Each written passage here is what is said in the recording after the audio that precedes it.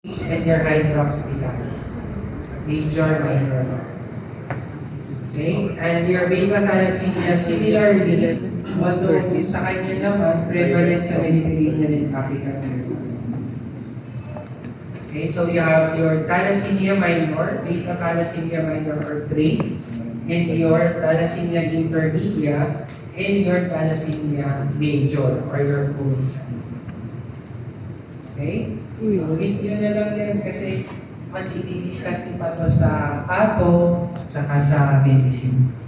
Okay? So, alam mo, tatanong ko lang dito, ano ibig sabihin pag autosomal recessive, mamimigay siguro ako ng case, tapos namukhang anemia, ng thalassemia, sabihin ko may mutation sa certain production. So, hindi naman kailangan yung clinical more. Pag nagbibigay ako ng case sa exam, may diagnosis na yun usually. Alam mo na yung diagnosis. Kasi yun, yung skill na yun, maaano yun sa second year sa third year.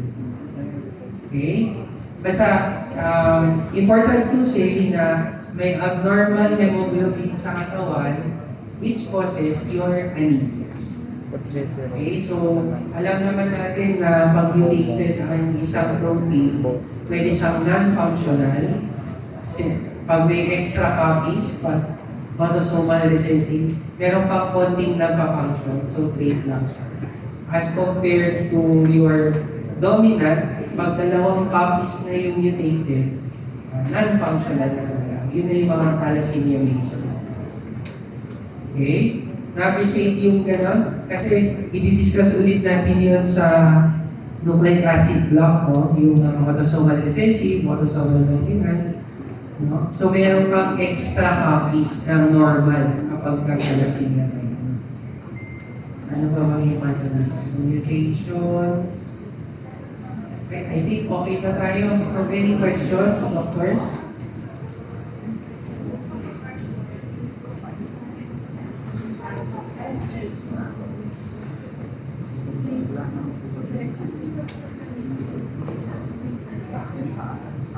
Sige.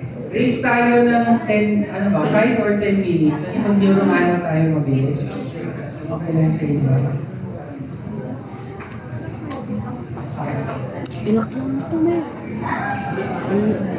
Ikaw na. Okay. Ano? Sa pag-alagay tapat mo?